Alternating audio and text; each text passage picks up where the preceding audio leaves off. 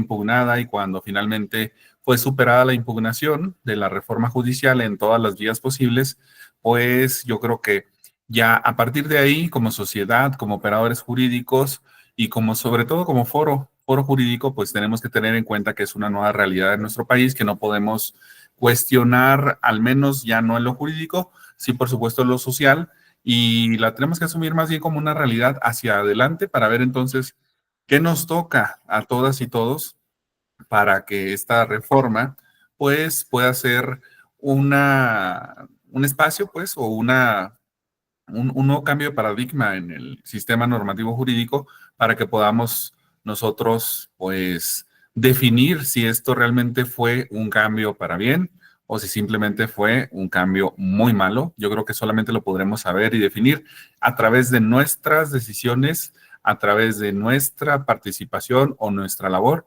Y por supuesto, lo terminaremos de conocer una vez que el nuevo Poder Judicial entre en funciones, pues entonces también tendremos en cuenta o podremos saber precisamente cuáles son las áreas de oportunidad, ahora sí palpables, no nada más aquellas de las que vamos a hablar hoy, que son qué es lo que creemos que a futuro o próximamente pudiera haberse afectado, cuáles son las áreas de oportunidad, dónde se encuentran los riesgos, en qué me puede afectar a mí como ciudadanía o bien a mí como empresario, cuáles son las situaciones más concretas en las cuales pudiéramos que tener toda nuestra atención para ser ciudadanos observadores de todo este cambio y entonces exigirle a nuestras autoridades pues los cambios que o los ajustes o las adecuaciones que se tengan que hacer con motivo de esta reforma, sobre todo porque es una reforma histórica de gran calado que más allá de lo que pensemos a título personal, si fue correcto o si no lo fue, pues vuelvo a lo mismo que decía en la apertura. Es una realidad de nuestro país y que entonces tenemos que asumirla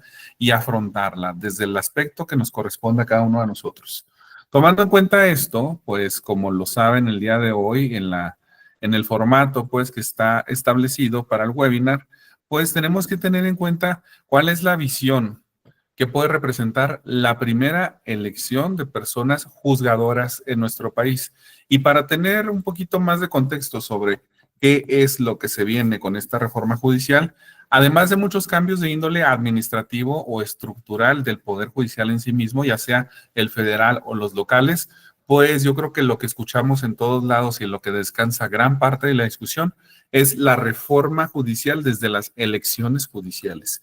Porque a partir de este nuevo paradigma o este nuevo, ¿cómo le podemos decir? Este nuevo modelo de selección de las personas juzgadoras, pues como ya se adelantaba por parte de Carlos al inicio, hemos dejado atrás los concursos de oposición, sean abiertos o sean cerrados, para dar pie o dar lugar a la elección popular como el medio de designación directa, democrática de las personas juzgadoras. Y este es el principal eje sobre el cual descansan la gran mayoría de las críticas sociales, jurídicas y de todo tipo. Porque, pues, lamentablemente en nuestro país como que no hemos sido muy buenos a la hora de elegir a nuestros políticos, ¿verdad? Y esa experiencia en ese aspecto es la que tenemos nada más palpable, pues para también cuestionar si esta fue o no fue una buena decisión. Sin embargo, ya siendo una realidad, pues tenemos que nosotros, al igual que como cuando vienen las elecciones de presidentes municipales, diputados, diputadas, senadoras, senadores y por supuesto la presidencia de la República o las gobernaturas de los estados, pues descansa en la ciudadanía una gran responsabilidad para nosotros elegir a través de nuestro voto directo, pues a quienes nos van, en aquellos casos, a quienes nos van a representar o a quienes nos van a gobernar. Y hoy día, además, se va a elegir a quienes nos van a juzgar. Una cuestión tan delicada que muchas veces hemos hecho un símil. En la argumentativa, en la crítica, pues hemos dicho cuestiones como la siguiente. A ver, tú, si un día te enfermas y tienes que ir a un médico especialista, ¿cuál será la opción o sí, pues la opción más segura para tu persona en cuanto a tu estado de salud? Si tienes una enfermedad en el estómago, ¿vas a ir con un médico general o vas a ir con un gastroenterólogo? ¿Con quién vas a ir? Bueno, pues la respuesta es obvia, ¿no? Evidentemente vas a ir con el especialista. Ahora, estamos ubicados en el especialista. Si tú tienes un problema cardíaco que requiere de una cirugía, ¿con quién vas a ir? ¿Con el médico o médica cardíacos de su especialidad que han realizado y que están capacitados para hacer este tipo de cirugías que ponen en peligro la vida? ¿O vas a ir con una persona que se acaba de egresar de la licenciatura en medicina? Este es un ejemplo realmente que puede resultar como un argumento al absurdo, pero es una realidad. Es una realidad porque esto es lo que pone sobre la mesa la reforma judicial. Pone la posibilidad de que cualquier persona con ciertos requisitos elementales pueda ser la persona que te va a juzgar a ti tus casos. Y la verdad es que la experiencia también en los poderes judiciales locales nos muestra o nos cuenta, pues que tampoco era tan distinto, porque como el poder en turno de cada 6 años, o sea, la política estaba muy metida en la selección de las personas juzgadoras de los estados, pues los resultados no eran como que los mejores, ¿no? Los más esperados, porque cada 6 años, por ejemplo, no había una garantía de una estabilidad, porque cada 6 años más o menos había una renovación considerable de personas juzgadoras, jueces, jueces y magistrados y magistradas. Y esto, pues, no le daba una continuidad a los procesos. Por el otro lado, pues, aunque se buscaban los mejores perfiles en cuanto a gente con experiencia, lo cierto es que en muchos otros casos también ganaba el amiguismo, el nepotismo, el compadrazgo para elegir a jueces y magistrados. Y veíamos, por ejemplo, a alguien que toda su vida se había dedicado al derecho penal, ahora ocupando la titularidad de una sala civil. Y decías, bueno, pero ¿qué hace ahí? Pues era el espacio que ya le habían asignado, que ya había tenido asegurado, y finalmente pues lo teníamos administrando justicia local con una materia en la cual no tenía experiencia alguna, pero era licenciado o licenciada en Derecho. Y ahí es cuando pues bueno traer estos argumentos al absurdo, porque decimos, bueno, el que tengas una licenciatura no te hace tener las habilidades o las capacidades para afrontar la resolución de casos concretos, porque en tus manos tienes cuestiones tan importantes como lo es la salud, el patrimonio, la seguridad, la libertad, el trabajo y a veces, en no pocas ocasiones, también la vida de las personas. Entonces, por eso es tan delicado tener sobre la mesa la responsabilidad como ciudadanía de elegir a las personas que nos van a juzgar en todo tipo de casos. ¿Quiénes son las personas que vamos a elegir de acuerdo a la reforma judicial? Todos los cargos que nos imaginemos de personas que administran justicia en los poderes judiciales son a las que vamos a elegir. Vámonos de los más altos hacia los más bajos. Número 1, ministras y ministros de la Suprema Corte de Justicia de la Nación. Número 2, magistraturas electorales. Es la máxima autoridad en materia electoral porque hay 2 vacantes al día de hoy. Número 3, magistraturas de las salas regionales de este Tribunal Electoral del Poder Judicial de la Federación. Número 4, el famosísimo y temido Tribunal de Disciplina, que se integrará por 5 magistradas y magistrados que serán las personas que juzguen a quienes juzgan. Y contra esta autoridad no procederá recurso alguno, sus decisiones serán inatacables y tendrán una amplia facultad de investigación y de sanción a todas las personas juzgadoras, incluidos los ministros y las ministras de la Suprema Corte de Justicia de la Nación. Siguiente, magistradas y magistrados, ya sea federales o locales, que son quienes, por regla general, en segunda instancia, revisan el actuar de juezas y jueces de primera instancia. Aquí también podemos encontrar a magistradas y magistrados de amparo, que son quienes en control constitucional revisan actos contra sentencias definitivas o contra actos que a su vez emiten jueces de distrito en amparo, pero revisándoles como segunda instancia si están bien o están mal las sentencias de amparo que han emitido estos jueces de primera instancia en amparo. Y finalmente, en el escalafón principal, el que está hasta el frente de todos, juezas y jueces que se encargan de administrar justicia, ya sea ordinaria o ya sea de control constitucional. ¿A qué me refiero con la justicia ordinaria? Pues a los jueces y juezas de instancia. En mi caso, yo soy un juez no de instancia propiamente, porque no tengo una segunda instancia, pero soy un juez de proceso federal, porque como soy juez que administra justicia laboral oral, pues soy la persona que juzga directamente a las personas. A cualquiera de ustedes que tenga un conflicto entre trabajadores y empleadores o viceversa, o bien entre trabajadores y sus instituciones de seguridad social, yo soy la persona que se encarga de juzgar sus casos concretos. Para esto, pues desde luego cuento con las especialidades necesarias en mi materia, ¿no? Que es la materia laboral. Y esta justicia, que se le conoce como de instancia, pues es la que se encarga, insisto, de tener el contacto directo e inmediato con las partes en cualquier tipo de procedimientos. Lo mismo ocurre cuando una persona es juzgada en un asunto penal, pues está frente a un juez o jueza de instancia. Lo mismo con uno civil, con uno mercantil y pongámoslo hasta ahí, familiares también, ¿no? En la justicia local. Pero también habemos jueces o juezas que podemos tener competencia en materia de amparo, que se llama juezas o jueces de distrito, que somos los federales. Y en esta también primera línea de batalla, por así decirlo, pues se encuentran todos quienes administran justicia de personas cuyos demandados son el Estado, sus autoridades. Esto es, a mí me privan ilegalmente de la libertad por parte de una autoridad, soy yo contra el Estado.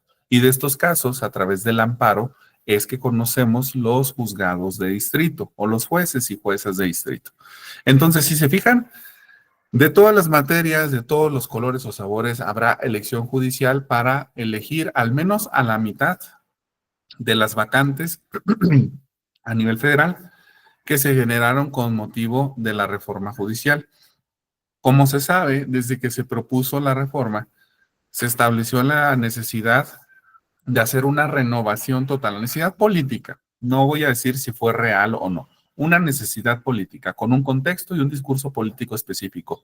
Un choque entre poderes, generalmente ejecutivo contra judicial, trajo como consecuencia una serie de diferencias considerables e insuperables que dio lugar a que el grupo que se encuentra actualmente en el poder vendiera como un eslogan de campaña o una promesa de campaña la necesidad de reformar, de transformar, de limpiar al Poder Judicial, principalmente el federal, pero en esto se incluyó, por supuesto, a los locales, con la necesidad de que, ¿qué fuera? Pues que existieran juezas y jueces integrados por personas que se pertenecieran al pueblo de México para juzgar al pueblo de México y así garantizar justicia al pueblo de México. Se fijan, en la política esto suena maravilloso. En la práctica realmente podríamos tener muchas dificultades para que esto sinceramente y honestamente se pudiera materializar como fue propuesto, como una política o promesa de campaña o mensaje político. Entonces, como hubo esta necesidad, pero al mismo tiempo un poder de la unión no se puede quedar acéfalo o vacío de un día para otro, pues ya en la ejecución o implementación de la reforma se establecieron algunos lineamientos, entre ellos, pues que quizá primero la mitad de las personas juzgadoras fuera electa, mientras que la otra mitad, idealmente, pero no será así, se queden en funciones para tener un poder judicial integrado de una manera dual, al menos los primeros 2 años. Esto es, juezas y jueces de atrás, designados a través de la carrera judicial con procesos y exámenes rigurosos de selección, y luego personas nuevas, ¿no? De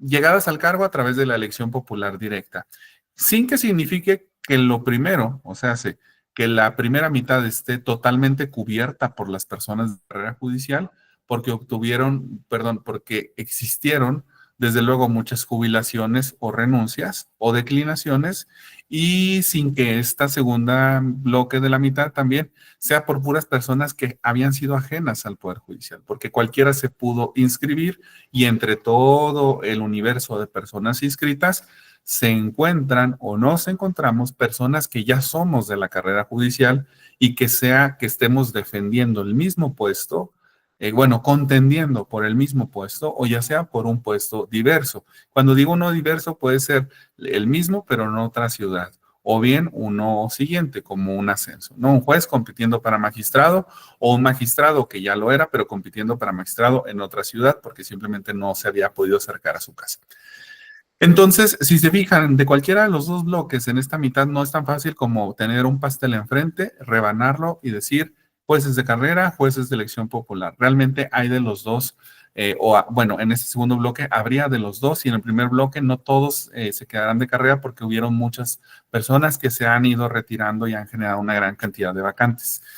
Esto, desde mi punto de vista, en un panorama inicial, pues genera mucha incertidumbre jurídica para la sociedad. Quizá no tan palpable porque uno sale a la calle y le explicas a la gente o les preguntas si saben de qué va la reforma judicial y difícilmente muchas personas lo comprenden en la magnitud de la que se trata, ¿no? Que de un día para otro se quedarán las vacantes para los juzgados de distrito, para los juzgados locales, los de amparo, los federales, y que esto traerá la renovación y por supuesto, como ya se vio en algunos otros contextos, pues una curva de aprendizaje que implicará que los asuntos que ahorita, si ustedes tienen algún asunto y que conoce de ellos actualmente un juez de carrera judicial, pues puedan quedarse sin resolución hasta en tanto una persona juzgadora que no tenga carrera judicial, pero que haya llegado por elección popular, pues pueda imponerse, saber de qué trata, aprender cómo se lleva un juzgado, aprender qué significa un proceso y, por supuesto, aprender cómo se enjuicia a las personas, lo cual de suyo, pues puede sonar bastante aterrador a la sola idea de cómo que van a aprender cómo se hace un trabajo, pues para el cual deberían estar preparados, ¿no? Pero la reforma judicial es lo que pone sobre la mesa,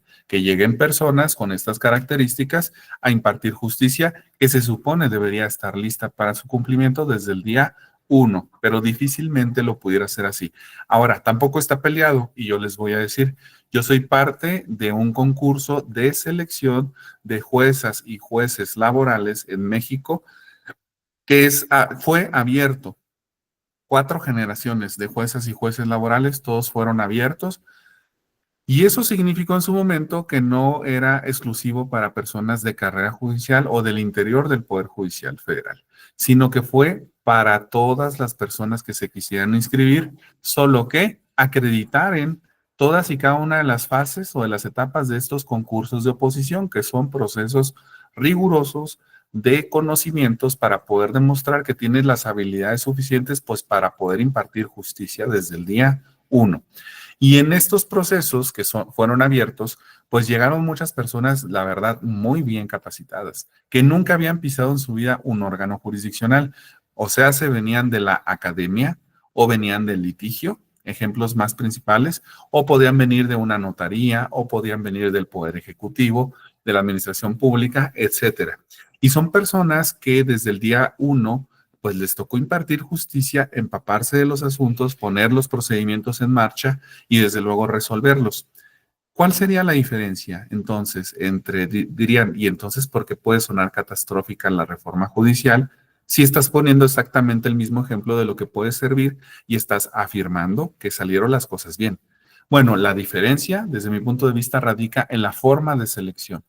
Uno, el voto directo, o sea, la popularidad puede ser un factor importante, pero también lo puede ser las relaciones políticas, ¿no? Que se tengan para lograr la intención del voto a tu favor.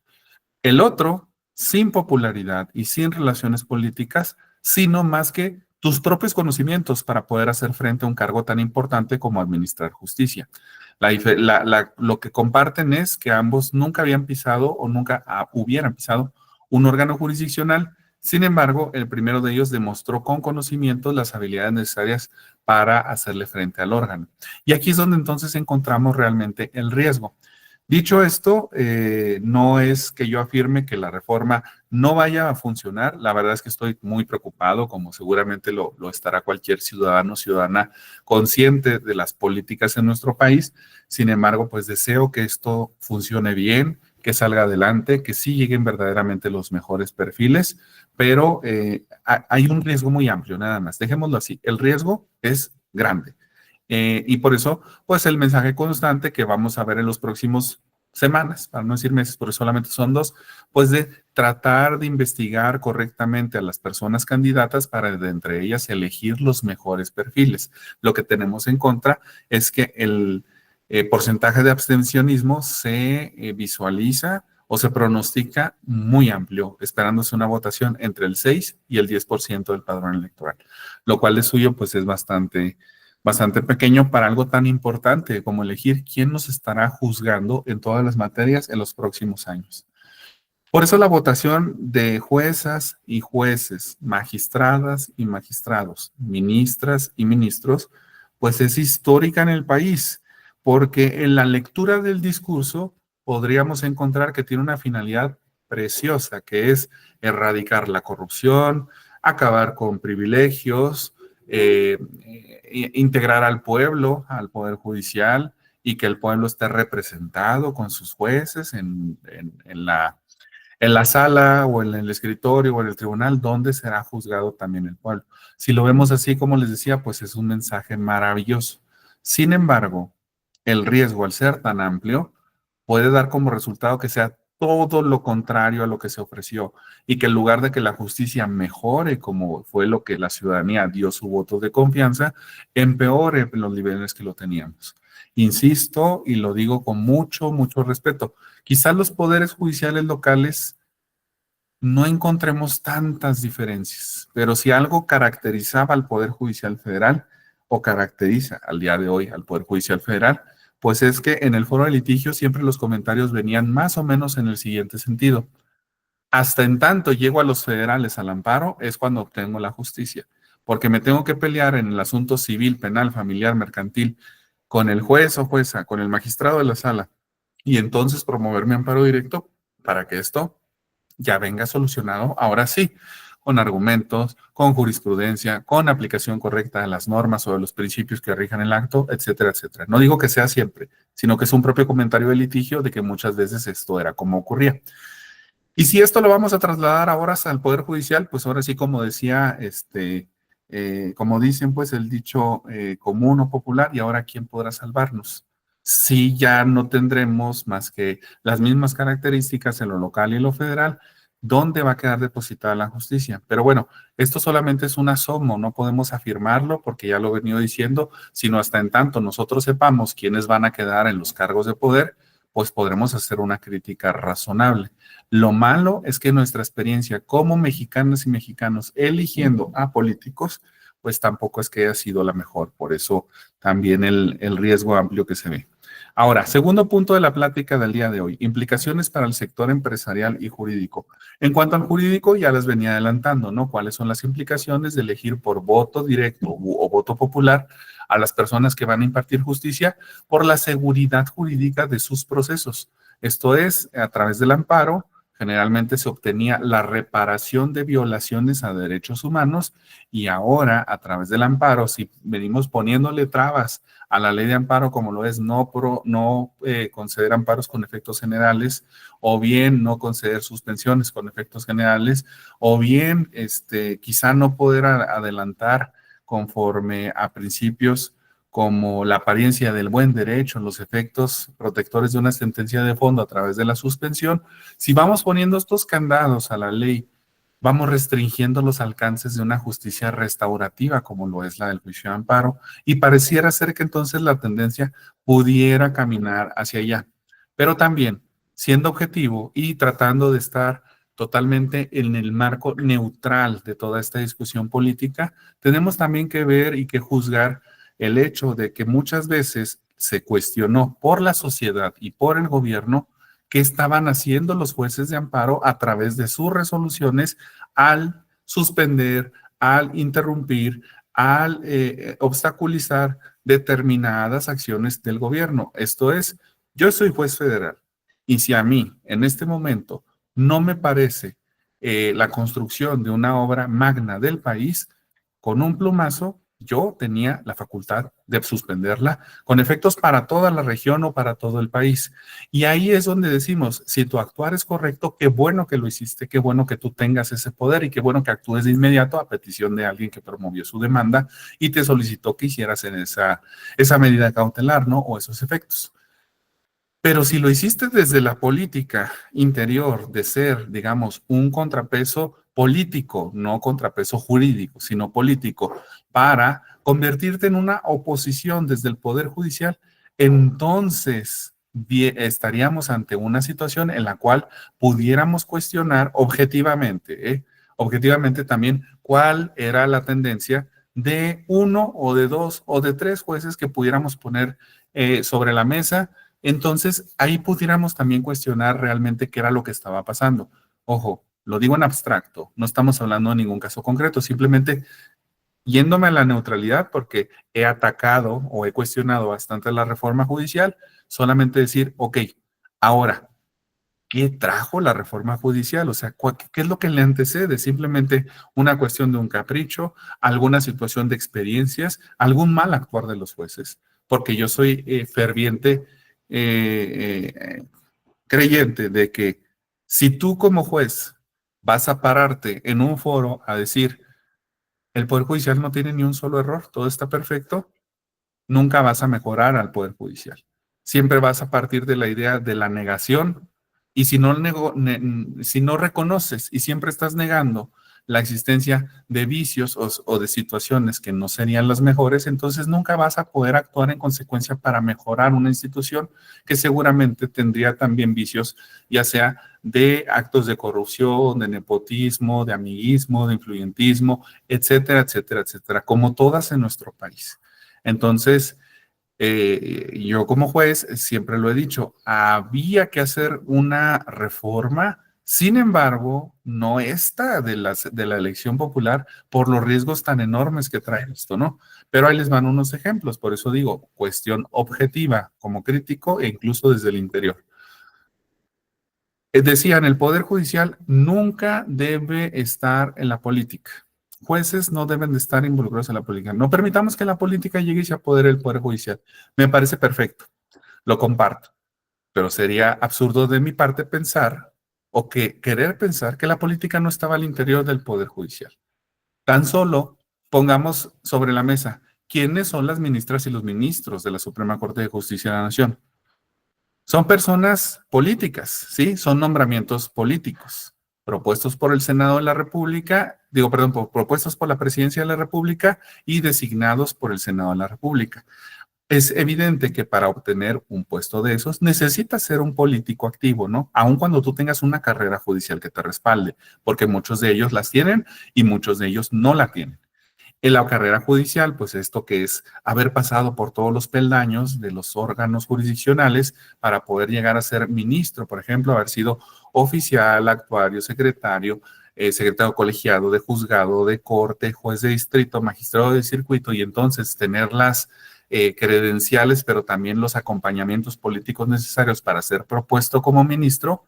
Cuando ya tú te pones en esta última situación, ya estás haciendo verdaderamente una campaña política. Ya estás centrado en la cancha de la política, pues para que precisamente te proponga un presidente de la República y finalmente te elija un Senado de la República. Y dirán, bueno, la Corte es una cosa y los jueces son otras. Perfecto. ¿Cómo se integra el Consejo de la Judicatura Federal actualmente? Pues tienen una cuota, ¿no? De integración, ya sea del Poder Judicial, del Poder Ejecutivo y también del Poder Legislativo. Esto es, cada poder puede designar algunas vacantes del Consejo de la Judicatura Federal y estas vacantes pues se pueden designar por las personas que se consideren más idóneas. Igualmente como a los ministros, una terna, una propuesta y finalmente un órgano que decide al final, hace la elección, a diferencia de la Presidencia de la República, pues es unitaria, la titularidad, pues no hay con quién ponerte de acuerdo, ¿no? La designación pues es de una persona. Y entonces los perfiles de consejeras y consejeros de la Judicatura Federal, las mismas características que los ministros, bien podían tener una carrera judicial sólida que los respaldara, o bien podrían, como ahorita tenemos algunos ejemplos vigentes, pues no tener carrera judicial, sino una carrera política. Y visto así entonces, volvamos al ejemplo. ¿Quién asignaba por ejemplo, concursos de selección de personas juzgadoras? ¿Quién asignaba las titularidades de la Escuela Federal de Formación Judicial o las asigna? Pues las áreas administrativas del Consejo, las adscripciones de los jueces, la creación de los nuevos órganos, pues generalmente la presidencia del Consejo de la Judicatura Federal. ¿Y quién tiene la presidencia del Consejo de la Judicatura Federal? ¿Alguien autónomo a la Corte o lo tiene la presidencia de la Corte? La presidencia de la Corte. Y volvemos al ejemplo que les ponía al principio. ¿Qué naturaleza tiene el cargo de la presidencia de la Corte? Política. Es un puesto político. Entonces, cuando nosotros negamos y negamos que la política no debe de estar al interior del Poder Judicial Federal, realmente mostramos un profundo desconocimiento de cómo está integrado el Poder Judicial Federal, ¿no? Que sí hay política al interior, porque tan solo los órganos de poder de la Corte y del Consejo de la Judicatura Federal, pues son dirigidos por personajes políticos, con la salvedad de que muchos de ellos lo respalda una carrera judicial y algunos otros no, lo que hace una integración plural actualmente de cómo están integrados tanto la Corte como el Consejo de la Judicatura Federal. Visto esto así, entonces, les digo, tampoco es de espantarse hasta los desgarrarnos las vestiduras que la política va a ingresar al Poder Judicial cuando la política ha formado una parte importante del Poder Judicial. Lo que está en riesgo, vuelvo a lo mismo, es la designación directa de la persona que va a juzgar tu caso, casos concretos, si esta persona tendrá las habilidades suficientes o las credenciales suficientes para poder impartir justicia en esta situación tan ordinaria que tú estás viviendo, como lo es el conflicto que tú tienes, empresario, con tu trabajador, o tú, empresario, con tu sindicato, o el sindicato al que pertenecen tus trabajadores. Esa persona, si tiene la necesidad de responder el voto que le fue otorgado por una base trabajadora, ahí es cuando nos empezamos a cuestionar cuál será el resultado de sus decisiones. ¿Seguirá actuando con imparcialidad, con objetividad, con independencia, con autonomía? ¿O tendrá la necesidad de responder al electorado a través de sus resoluciones? Ese es el riesgo grandísimo que se puede enfrentar con los temas de la elección popular de personas juzgadoras. Y es aquí entonces también cuando vemos cuál sería el riesgo para empresarios y empresarias de la selección de personas juzgadoras a través del voto popular, pues los intereses a los cuales se podrían responder. Ojo, yo no afirmo, y sería absurdo desde mi postura que yo lo afirmara, en decir, van a responder a intereses así, o van a responder a intereses así. No, no lo afirmo. Solamente expongo y pongo sobre la mesa que cada quien juzguemos cuál es el riesgo o cuál es la probabilidad. Actualmente no es ajeno que una persona que ha sido juzgadora a través y designada, perdón, a través de concursos de oposición estrictos, tampoco está exenta de responder a intereses, ¿verdad? Y yo creo que lo hemos visto porque ha habido casos que han sido denunciados, probados y sancionados de personas juzgadoras que no actuaban con independencia, con imparcialidad, con objetividad para juzgar casos concretos porque había intereses externos que los estaban maniobrando o manipulando. Tampoco es ajeno o puede ser excluyente de que hayas llegado por carrera judicial y que no esté sujeto a este tipo de situaciones. Por supuesto, depende de las personas. Visto así, entonces tampoco podríamos afirmar, todos aquellos que sean electos por voto popular van a hacer lo que les digan los intereses. Yo creo que no, definitivamente que no, no es necesariamente así, pero sí es un riesgo el que se corre. Hasta ahí. Siguiente punto para la práctica del día de hoy. Expectativas y retos de un nuevo modelo de elección de personas juzgadoras. ¿Qué es lo que se espera? Desde mi punto de vista, en la experiencia que he tenido durante este proceso o preparativo a este proceso electoral que se viene y como destinatario directo de la norma, porque soy juez federal, pues yo les podría decir la expectativa que se tendría de las personas como yo que administramos justicia, pues sería, número uno, que se acabe la corrupción, número dos, que seamos jueces y jueces cercanos al pueblo de México, y número tres, que nuestro actuar sea vigilado de una forma mucho más rigurosa, de forma tal que cuando tú cometas errores o simplemente no respondas correctamente por tu trabajo, alguien más te investigue, te sancione y ponga una situación ejemplar para que sea un desincentivo hacia las personas que pudieran no estar haciendo su trabajo correctamente como jueces. Esa es una expectativa objetiva de lo que pudiéramos tener con relación a la reforma judicial. Sin embargo, ¿cuál sería el reto? El reto sería que verdaderamente para empezar, quienes lleguen a través de esta nueva forma de elección de personas juzgadoras, pues tengan primero las herramientas necesarias para juzgar a los semejantes a través de criterios jurídicos objetivos e imparciales e independientes. Número uno, ¿no? O sea, lo más elemental, que tú tengas con qué hacer frente a esta labor tan importante. Número dos, que el Estado te proporcione los elementos necesarios para poder hacer frente a estas situaciones. Esto es, que se cuenten con tribunales suficientes, que se cuente con una plantilla suficiente, que se cuente con herramientas o mecanismos informáticos para una justicia digital, para una justicia rápida y efectiva, que no depende de los jueces, depende de que el Estado se los proporcione, ¿no? Y otro reto que sería, en todo caso, pues vamos a ver si tú fuiste elegido en determinada demarcación geográfica por, no sé, un porcentaje mayor de patrones que de trabajadores, pues, ¿qué tipo de justicia vas a impartir, no? ¿Esto influirá realmente en la justicia que tú impartas o será totalmente independiente? Esto es importante porque es un reto conocer entonces si el voto del electorado que ha confiado en su persona juzgadora va a influir al momento de que éste dicte sus sentencias. Voy a poner aquí un ejemplo muy rápido porque también es así como que una situación un tanto extraña porque es un tanto irónica. Cuando estaban los foros de discusión de la reforma judicial, antes de que fuera siquiera una propuesta de esta ya echada a andar para las votaciones y demás, circuló en redes un video de la ministra Loreta Ortiz Alf, quien públicamente se ha manifestado en pro del grupo de poder del oficialismo, en el cual ella de una manera muy objetiva compartía su opinión sobre las personas juzgadoras electas por voto popular y decía un ejemplo. Mira, en Estados Unidos había un juez que venía próximo a su reelección como juez allá en determinado estado. Y en ese estado, pues al ser muy conservador o muy de derecha, se establecía como una necesidad social las penas rigurosas para quienes cometieran cierto tipo de delitos. Y el juez, al tener un caso de estos mediáticos o relevantes, decidió aplicar la pena de muerte, porque esto le traería una simpatía con su electorado, muy importante que le pudiera hacer ganar una próxima elección. Y entonces ahí decías, ella lo puso así en el ejemplo y lo podemos seguramente comentar aquí ampliamente, pues entonces, ¿a qué se van a deber tus resoluciones? ¿Al derecho y a las constancias del expediente o a una simpatía con las personas que van a votar por ti para tú permanecer en el cargo?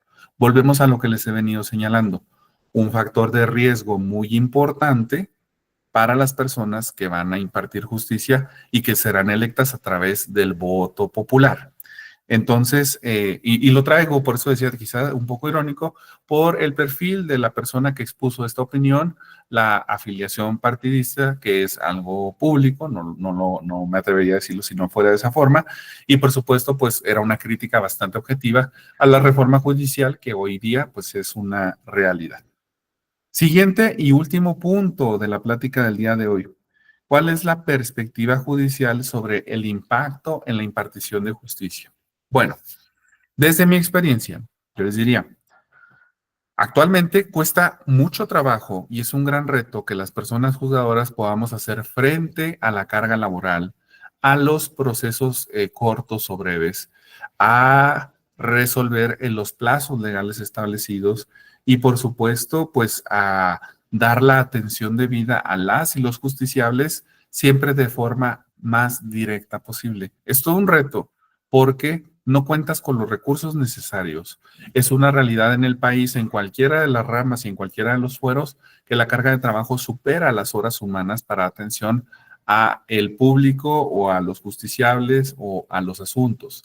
Tercero, los recursos materiales o humanos cada vez son más escasos. Esto es, los presupuestos asignados ya no son lo suficientes para hacer frente a las obligaciones del Estado y esto trae como consecuencia que el Estado no pueda garantizar una justicia efectiva, una justicia de calidad como se esperaría para todas las personas justiciables del país.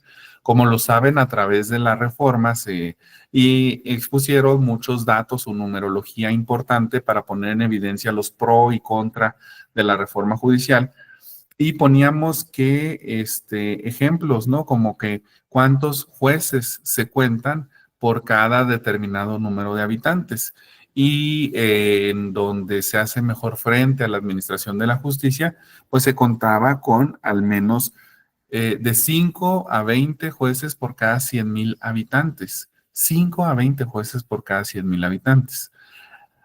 Vamos a poner el ejemplo. En mi materia, en la materia laboral, en Ciudad de México, conforme al último censo, entre los 8 y los 10 millones de personas en la Ciudad de México, 8 o 10 millones de personas solo en la Ciudad de México, ¿cuántos jueces sabemos?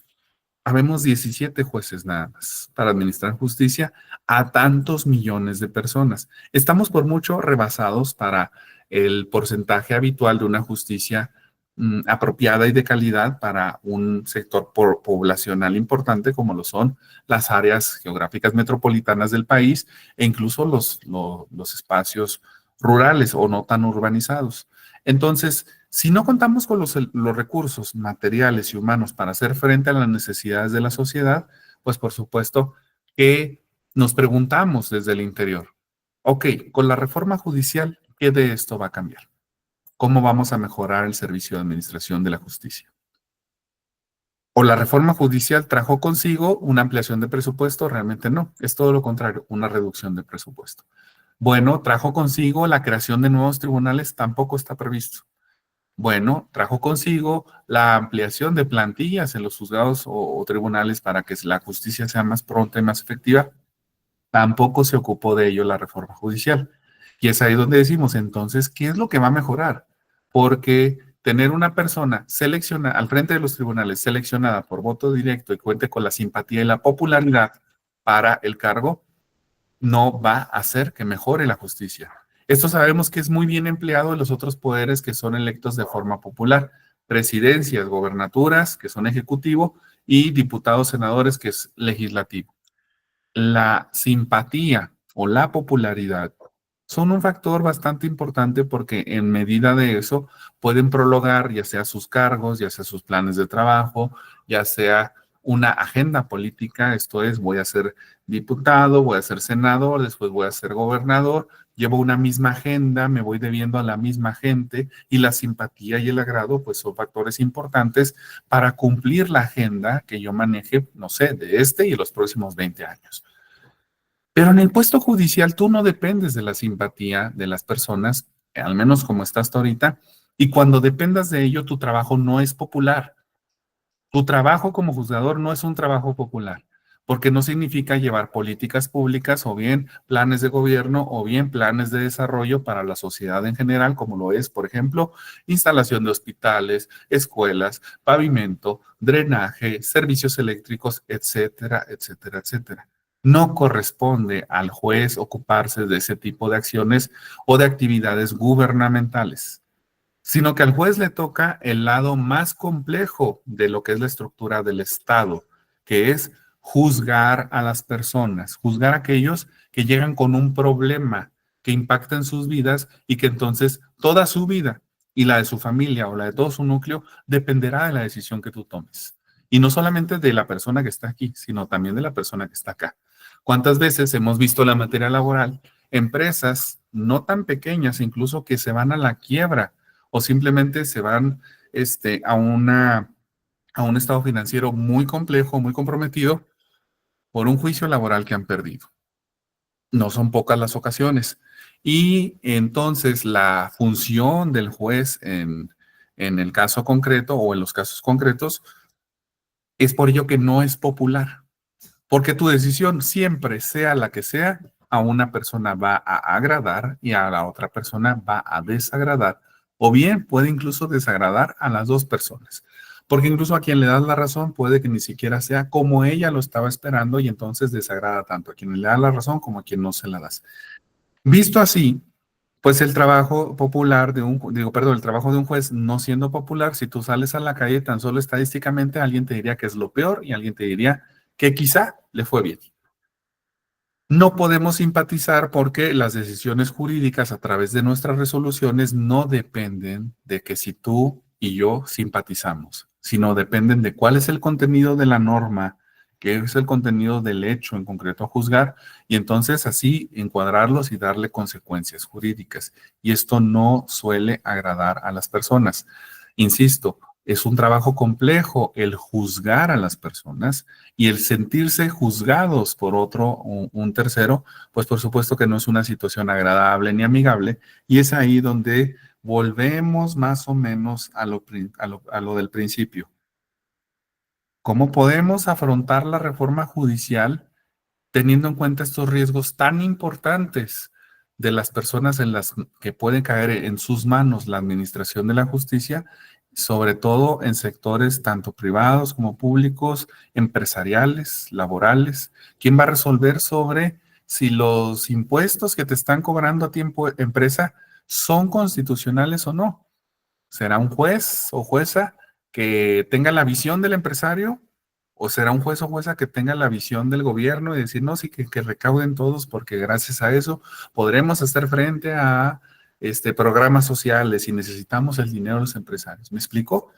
Esos argumentos finalísticos dejan de lado el derecho y se ponen por el frente cuestiones políticas que no tienen que ver con la justicia. Y entonces ahí es cuando tenemos el riesgo importante de cuáles van a ser las personas a las que le demos nosotros nuestro voto de confianza para que administren la justicia.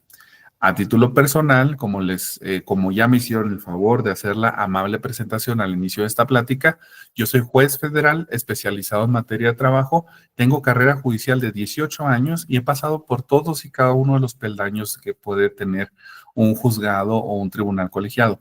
Quien saca las copias, quien sale a notificar, quien elabora las propuestas de acuerdo, quien revisa las propuestas de acuerdo, hasta quien revisa o proyecta, perdón, las resoluciones y por supuesto el papel de juzgador, en este caso en materia laboral. Y por distintos órganos, laboral, civil, penal, administrativo, juzgado de distrito, tribunal colegiado de circuito, y esto te da a ti las herramientas pues para tener más o menos las credenciales necesarias para hacerle frente a una audiencia y desahogar pruebas, enjuiciar a las partes, dictar tus sentencias y un largo etcétera, etcétera. Pero lo que nos preocupa, sinceramente, es, y siempre lo he puesto sobre la mesa, que la elección judicial traiga los mejores perfiles. Eso será lo ideal. Que la elección judicial se traduzca en una justicia más cercana a la gente. Eso también deberá ser una realidad. Que la reforma judicial signifique que entonces los grupos de poder que no hubieran hecho bien a la institución puedan quedar disueltos. Pero ¿a qué costo va a ser esto? ¿A costo de que llegue una persona inexperta a juzgar un caso penal donde encierre a varias personas de manera injusta? ¿A costa de una persona que pueda llevar a la ruina a una serie de empresarios porque prometió que los trabajadores todos serían beneficiados a través de sus resoluciones? Evidentemente, esto solamente lo sabremos hasta que sepamos a quién se ha elegido y veamos cómo está desarrollando su trabajo. Pero, de entrada, como lo dice la plática del día de hoy, ¿en qué me afecta la reforma judicial? Pues te puede afectar gravemente si tú no eliges correctamente a tus personas juzgadoras. Y ahí es entonces donde vemos cómo el Estado nos delega la responsabilidad a nosotros, ¿no? Tú pediste, ciudadanía, una reforma judicial, de acuerdo. Ciudadanía, a ti te va a tocar elegirlos. Si tú te equivocas y tú no eliges a los correctos, el resultado será catastrófico. Pero eso solo lo sabremos hasta que entren en marcha los nuevos titulares, los nuevos juzgados, tribunales, etcétera, etcétera, etcétera. Ya tendremos momento para debatir esto en otra situación donde esto ya sea una realidad. Así que para el espacio de las preguntas y respuestas, hasta aquí voy a concluir, esperando haber sido claro, y si no, estoy a su disposición aquí en las preguntas.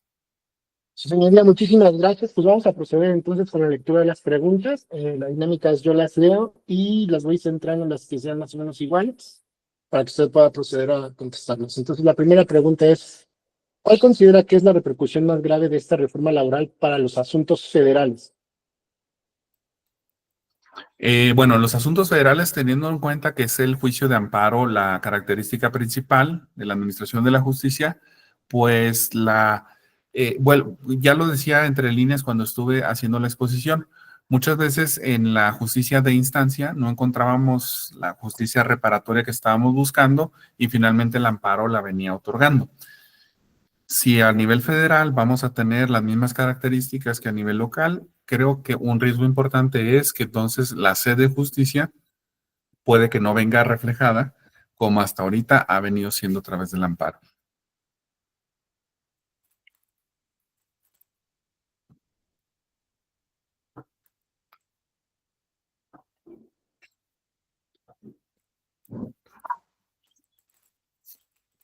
Si gusta pasar a la siguiente pregunta, Bueno, abogado. muchas gracias. Siguiente pregunta. Si un juez puede recibir apoyo económico del sector privado para efectos de darse a conocer y si es afirmativa la respuesta, ¿queda comprometido? Bueno, no puede recibir ningún tipo de apoyo, al menos jurídicamente, ¿no? O sea, en la norma así está establecido. Está prohibido recibir toda clase de financiamientos públicos y privados, y creo que esta es la finalidad del legislador o del INE, quien se encarga de aterrizar las normas concretas para la elección, es precisamente que no se comprometan los sentidos o los fallos o las candidaturas y que entonces se dependan de intereses las postulaciones electorales. Excelente. Siguiente pregunta. Con su experiencia, a partir de que se consuma la primera elección en su materia, en caso de que algunos o la mayoría de las personas electas no sean ideales, ¿cuánto tiempo tardaría estas personas en profesionalizarse para los puestos que están ocupando? No, pues mira. Con toda honestidad y por favor no lo tomen como una, como que suene presuntuoso, pero para ser juez de distrito me tomó más o menos 15 años para tener las herramientas necesarias para poder llevar a cabo un trabajo a la altura de lo que se me solicitaba. Excelente. Ante este panorama de incertidumbre, si el amparo también está, dice, si el amparo también estará en duda por la elección judicial, es decir, se podrá tener seguridad jurídica en alguna instancia previa a la internacional. ¿Me Si no puede se por entiende la favor pregunta, repetir la, perdón, es que no escuché la primera parte, si me la puede repetir? ante este panorama de incertidumbre, si el amparo también estará en duda por la elección judicial, en este caso, ¿se podrá tener seguridad jurídica en alguna instancia previa a la internacional? Si no se entiende la pregunta y alguien la formuló, puede por favor tomar el micrófono y explicarnos la pregunta. Si no, pasamos a la siguiente. No, Si sí es la que no la entiendo, entiende. no Ah, la había súper. escuchado bien nada más. La instancia previa a la internacional es haber agotado todos y cada uno de los recursos jurídicos que tienes a tu alcance en el orden nacional. Y el último recurso que se tiene al alcance en el orden nacional es precisamente el amparo. Si la pregunta dice, si el amparo no va a ser efectivo, ¿hay alguna instancia previa que sí sea efectiva a la internacional? Yo creo que no, porque es precisamente la última previa a la internacional. Y si vamos ahora a apostar a la justicia internacional, nada más recordemos que para que un asunto se resuelva, primero se elige, no todos llegan, primero se elige cuál puede ser relevante para que se lleve una corte internacional. Y segundo, una corte internacional tiene un promedio de entre los 15 y los 20 años para resolver un asunto. Entonces, lo veo complejo que pudiéramos estarle apostando a la justicia internacional sustituida a la justicia local. Muchísimas gracias, señoría. Siguiente pregunta. ¿Qué pasa con los jueces que no son seleccionados? ¿Se termina su carrera judicial o pueden volver a postularse? Bueno, la carrera judicial, mucho hemos dicho que se ha acabado. No se ha agotado la carrera judicial, solamente que encuentra un nuevo límite. Ya no es el juez o el magistrado o jueza magistrada, sino que ahora termina en una secretaría. ¿De cuál? De todas las que existen, de juzgado, de tribunal, instructor. Entonces, la carrera judicial sí se nos acabará a nosotros, si no, bueno, si hemos decidido retirarnos de la institución, declinar, renunciar, jubilarnos, pero nada de esas situaciones impide que tú te postules, ya sea ahorita por defender tu cargo, o bien si resultas no vencedor, que lo puedas hacer en una nueva elección como la puede ser la del 2027. ¿Un postulante con cero experiencia tiene las mismas posibilidades de ganar que otro que tiene muchos años de experiencia en estas votaciones? Eso depende mucho del sector al que tú te vas a dirigir, de tu electorado. Si en tu localidad se apuesta por las personas con experiencia, porque resulte una localidad con cierta realidad social específica y que por ende tengan ciertas exigencias en esa comunidad, pues yo pensaría tiene más probabilidades que gane una persona que muestre una carrera judicial sólida. Pero si tu localidad es una localidad que se caracteriza por la elección popular de las personas que, o en elecciones distintas, ¿no? O sea, de los otros poderes, sí se caracteriza por el estarse equivocando al momento de elegir a sus gobernantes porque se van por aquel que promete más y no aquel que tenga la mejor plan de desarrollo, plan de político, etcétera. Pues sí te diría, quizá a lo mejor si el litigante tiene mucha más estrategia política, pues tendrá más posibilidades. Yo creo que ahorita tenemos que tener en cuenta que estamos en una cancha desconocida para litigantes y para jueces, ¿eh? Porque en teoría ni uno ni otro está en la política, salvo que sean litigantes que han sido políticos, ¿no? Pero supongamos que no, simplemente somos licenciadas o licenciados en Derecho. Es una cancha en la cual no estamos tan familiarizados y el acierto o el error al que puedes estar sujeto en esta cancha, pues va a ser tan probable para uno y para otro. Si me dices tú, ¿quién tiene más probabilidades de hacer frente al órgano? Pues la respuesta es clara, ¿no? Yo creo que quien tiene ya la experiencia en un órgano, pero creo que la pregunta era, ¿quién tiene más probabilidades de ser electo? Yo creo que dependerá mucho, muchísimo del área donde tú te encuentres. Muchas gracias. Siguiente pregunta y estamos por terminar ahorita. Su señoría, debido al perfil político que ahora tendrán los puestos de elección popular judicial, en un tema que se lleve en contra del partido en el poder, ¿existirán opciones para llegar a un resultado desfavorable para el poder? Yo creo que sí. O sea, mira, el poder es tan amplio, pero tan amplio, que sería materialmente imposible que tuvieras al poder inmiscuirse en los asuntos ordinarios de nosotras y de nosotros, como lo pueden ser, por ejemplo, una pensión, que es a lo que yo me dedico, ¿no? O sea, no veo yo al poder entrometiéndose para decirle a un juez que no condene al IMSS, por ejemplo, a otorgar una pensión de vejez, ¿no?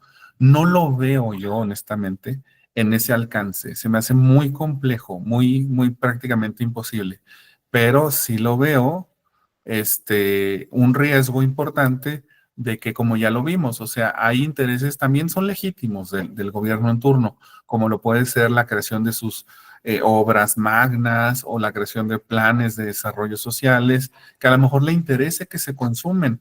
Y si alguien los impugna a través de una controversia jurisdiccional y está en manos de un juez, pues el riesgo ahorita, en este momento, es amplio de que alguien quiera intervenir e influir en la decisión del juez. Ahorita, en este momento.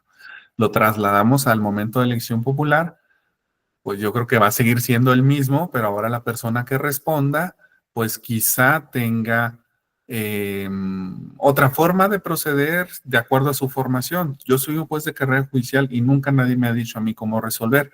Y por ende, pues es un buen punto, ¿no? Porque yo creo que por mi información, por mi carácter, por mi forma de afrontar los asuntos, quizá por eso nadie se ha atrevido. Pero si yo llegara inexperto, si yo llegara con algún tipo de favores al puesto, pues probablemente para empezar, a quien yo le dé un favor puede ser que quiera intervenir y será responsabilidad de la persona que esté ahí al frente, pues cómo va a hacer frente a esa situación. Ok, quedan dos preguntas más. Su Adelante. señoría, ¿en qué afecta el ámbito en el ámbito empresarial esta reforma judicial? Mira, yo creo que terminaría más rápido si te dijeran que no le afecta, porque la afectación es eh, el riesgo, para no verme yo tampoco con un mensaje político, no es la intención.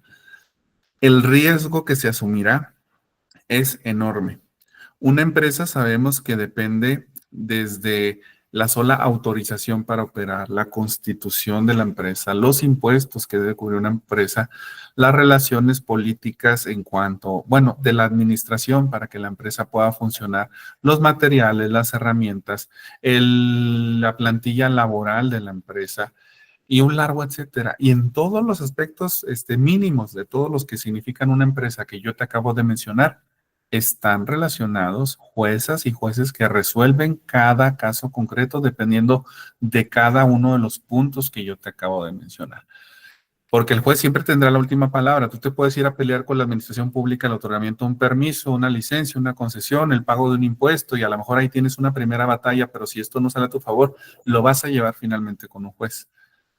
Y el riesgo entonces, porque lo he venido señalando únicamente como riesgo, no voy a afirmar de ninguna forma, porque soy parte también de este proceso, no voy a afirmar que todo está perdido y que no va a funcionar, pero el riesgo de las manos en las que caiga dependerá de cuál será la formación de la persona en la cual la ciudadanía le destinó la resolución de los asuntos.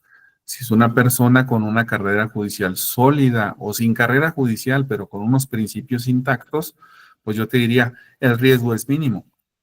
Pero sabemos que si la misma probabilidad se tiene por alguien que no tenga estos valores o esos principios con quienes sí los tengan, híjole, pues sí, el riesgo es bastante elevado para los empresarios. Última pregunta, su señoría. Eh, ¿En dónde se puede saber la trayectoria o quiénes son los jueces que aparecen en las boletas electorales? Ah, muy buena pregunta. Mira, el 29 es la fecha límite para que nosotros ingresemos al INE en un sistema informático que se llama Conóceles, que es una plataforma, algunos datos de trayectoria, experiencia, curriculares, de estudios, hasta una fotografía vas a ver ahí de las personas candidatas para que tú, si tienes intención de saber quiénes son las personas por las que tú tienes que votar, te metas, le hagas clic y puedas desplegar cada uno de sus currículums y sus trayectorias. Pero este sistema estará operando hasta el 30 de marzo, o sea, ya en breve, porque es el día que arrancan las campañas electorales. En ese momento tú podrás ubicar perfectamente quiénes son tus candidatos y candidatas. Bien, hay una pregunta final.